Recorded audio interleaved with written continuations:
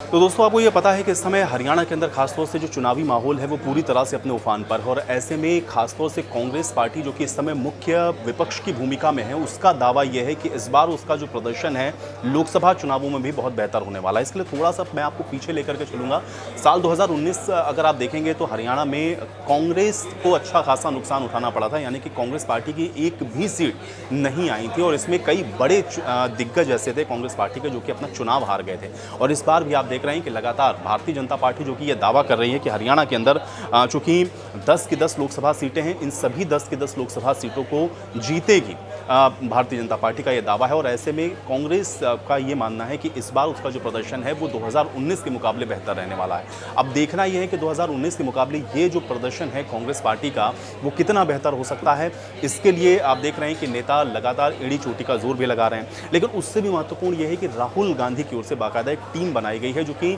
कुछ इस तरह के लोकसभा क्षेत्र हैं जहां पर जाकर के वो बाकायदा इनका एक असेसमेंट कर रही है, एक सर्वे कर रही है कि कौन से लोकसभा क्षेत्र ऐसे हैं जहां पर कांग्रेस को ज़्यादा समस्या या परेशानी का सामना करना पड़ रहा है। इसमें भिवानी, महेंद्रगढ़, करनाल, इसी तरह से गुरुग्राम समेत तकरीबन आपको मैं बता दूं कि 6 इस तरह की सीटें हैं जहां पे कांग्रेस ने अपना एक इंटरनल सर्वे किया है और यहां पर ये निकल करके सामने आया है जिसमें हिसार और फरीदाबाद ये कुछ ऐसे लोकसभा के क्षेत्र हैं जहां पर कांग्रेस को अपनी जो अंतर कला है उसका सामना करना पड़ रहा था। और आप देख रहे हैं कि जब से टिकट का वितरण हुआ है उसके बाद से कांग्रेस पार्टी के अंदर लगातार आप देख रहे हैं कि जो बयानबाजी का दौर है वो चल रहा है, क्योंकि जिन सीटों पर कुछ चेहरे जो उम्मीद कर रहे थे कि उनको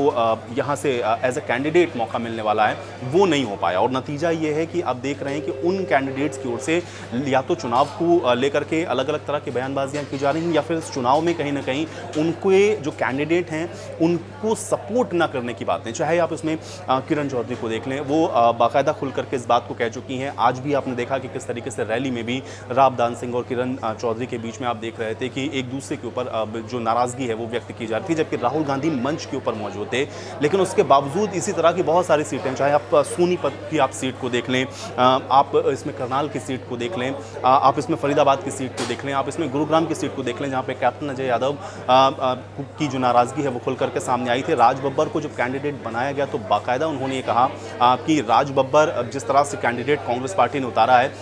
वो कहीं ना कहीं कांग्रेस पार्टी के लिए एक बार फिर से विचार करने का विषय है। हालांकि बाद में आपने देखा कि इसको थोड़ा सा न्यूट्रलाइज करने की कोशिश जरूर की गई थी, लेकिन शायद ये एक बड़ी वजह बनी है कि हाई कमान को एक इंटरनल सर्वे कराना पड़ा है और ये वो सीटें हैं जहां पर कांग्रेस पार्टी को अंदरूनी कला या गुटबाजी का सामना करना पड़ रहा है। और नतीजा यह है कि हो सकता है कि ये अंदरूनी कला और गुटबाजी कांग्रेस का इस बार का जो प्रदर्शन जिसको वो ये कह रही है कि वो बेहतर करने वाली है, 2019 में जो स्थिति कांग्रेस की हुई थी वैसी नहीं होगी 2024 में। इस बार वो ज़्यादातर सीटों को जीतेगी। यह अंदरूनी जो अंतर कला है वो कांग्रेस को भारी पड़ सकती है और इसीलिए इंटरनल सर्वे में जो बातें निकल करके सामने आई हैं, अब कांग्रेस उस पर किस तरीके से काम करती है ये आने वाले वक्त में तय होगा।